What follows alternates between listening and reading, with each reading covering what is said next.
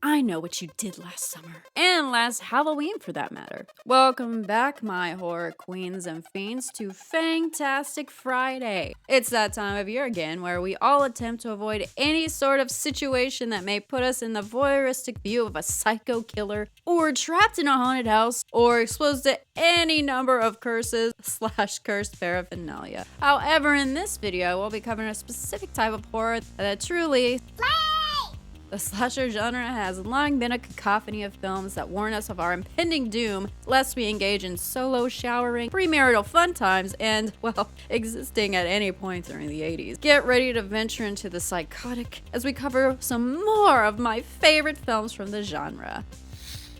Bloody Birthday. Happy birthday to you. You have serious issues. You're killing the neighborhood and your own siblings too. Alright, so I may have strayed from the traditional rendition of that song, but you get the point. Bloody Birthday is an amazing slasher that is close to my heart, but continues to be overlooked by many, in my opinion. I mean, I had to be the one to tell one of my film professors that the new film he was checking out for the first time was one of my all-time favorites. Weird flex, but okay. A cult classic by any consideration, this slasher focuses on a group of kids who were all born when their stars aligned. But considering how these kids behave, you might say they were really born under a bad sign. Ed Hunt directs this slasher, straying from his previous sci-fi style, but I think he absolutely slays in his attempt at the slasher genre. And speaking of slaying, if you've enjoyed this vid so far, make sure you slash that like button like a real Michael Myers. Share and subscribe to the channel, and let me know what your favorite slasher is in the comments below. We get some pretty cool actors in this slasher, including horror film vet Susan Strasberg as Viola and Lori Lethan as Joyce. Honestly, this film is pretty well shot and features some really killer kills. It has some redeeming plot qualities, including the close calls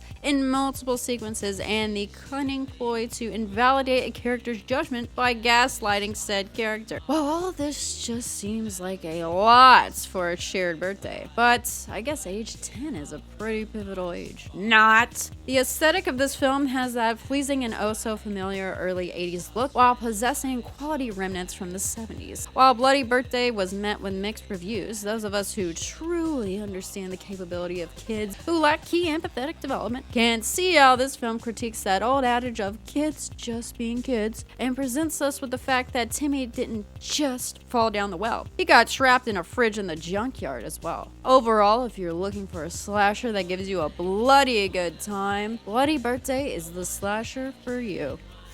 Tourist trap. Who doesn't love a trip to a wax museum? I remember when I first went to Madame Tussauds in New York and was relieved when none of the figures seemed to come to life and try to murder me and my family. And in the case of a slasher, a wax museum is the right way to go, right? Right? Tourist Trap, or should I say the film with the king of horror, a title not given by me, Stephen King, seal of approval. This late 70s film brings the supernatural and the slasher together with its kooky and spooky and wax-coated macabre. Directed by David Schmoyer of Puppet Master fame, this film puts all the work in wax work, not that film. Filmed in Los Angeles, frugal Schmoyer ended up filming this in an apparently 24 days and saved a bunch of money by using an abandoned house, which when filming a supernatural horror slasher seems most appropriate, but also extremely creepy. Let's talk about what I love to talk about most in horror, the aesthetics. I am a visual individual, and this film has that satisfying low-budget atmospheric appeal. We have the legendary production designer Robert A. Burns to thank for this, who worked on classics such as The Texas Chainsaw Massacre, The Howling, Reanimator, and From Beyond, all some of my all-time favorites, and who also contributed to the special effects within this feature. I also appreciate the ingenuity of some of the effects, including the 90-degree rotating set that produced the supernatural effects, and the good old wire tricks. I should also mention that if you have any skepticism on learning a second language, I'll let you know that it'll come come in handy someday, as it did when Schmoller scored composer Pino Donaggio to score this film by speaking some persuasive Espanol. But I think why I really love this film is due to the fact that Schmoller was really inspired by a lot of surrealist filmmakers. Surrealism is my fave.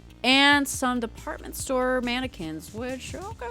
Moving on to the stars of this film, who aren't completely wooden or wax. These mostly independently found talents were a little like their wax counterparts, stiff. The villain of this film is played by baseball whiz and sharpshooter Chuck Connors, who was third on deck, I hope that's accurate, for the role. The initial two thespians who were up to bat before Connors include veterans Jack Palance and Gig Young, who neglected to see the full figure of this picture. Nonetheless, Tourist Trap remains an interesting conglomeration of multiple genres while remaining an enticing slasher. If you want some really dissociative, poltergeisty, psycho haunted slasher thrill, Tourist Trap might just trap you.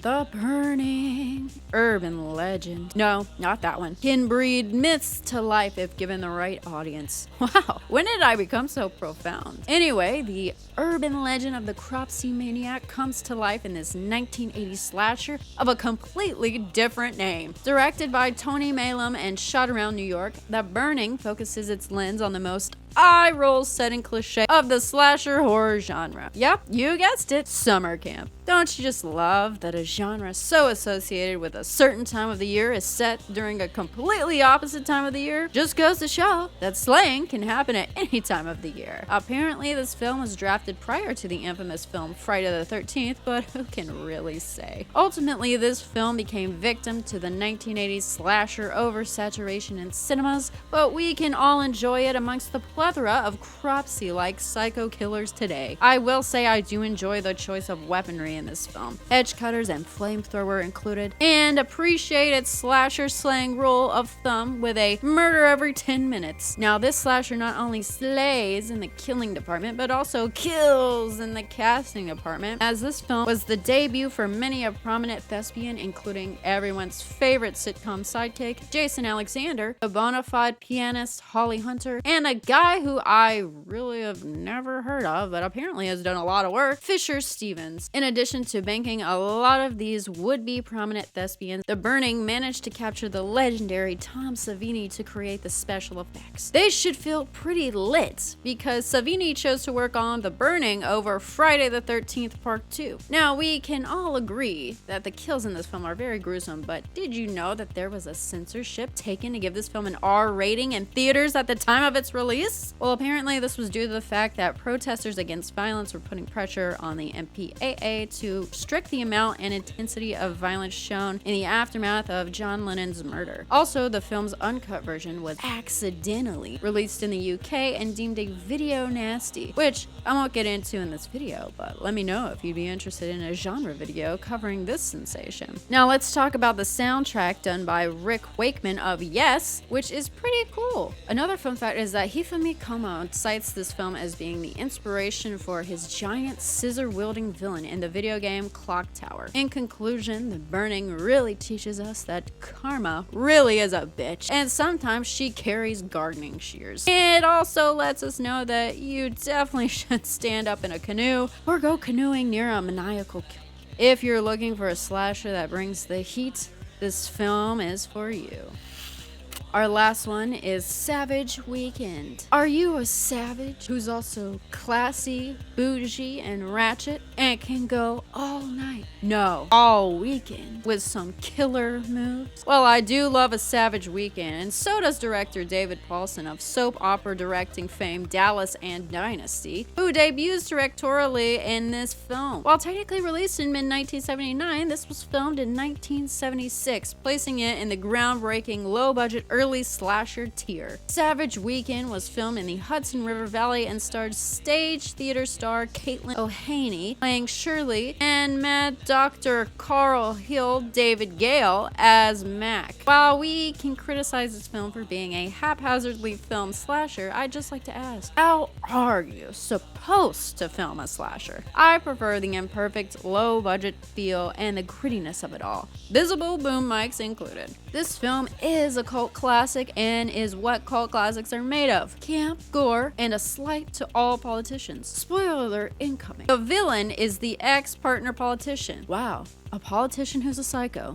Who would have thought? Anyway, this film was released regionally in New York under the title of The Killer Behind the Mask, which really, did they think audiences needed that much of a literal explanation of the plot? I mean, come on, you don't even need to go see the film at that point. Thank goodness it was amended to be the title we know of today, but unfortunately we can't say the same about the aspect ratio of this film. After many empty promises made by many individuals involved, the aspect ratio was not fixed, and thus the boom mics hilariously remain visible in multiple shots. Many critics argue that this film leans towards the sus graphic. I don't think I can even use that word on YouTube. It is very much a slasher. I also don't mind seeing a little skin, regardless if it's on a person or a lampshade. Speaking of skin, this film recently got a digital facelift, being restored in 2015. So now you can see all the savagery every weekend from your own home in HD. If you're up for some weekend slasher savagery, Savage Weekend might just be the film to slay your designated off days.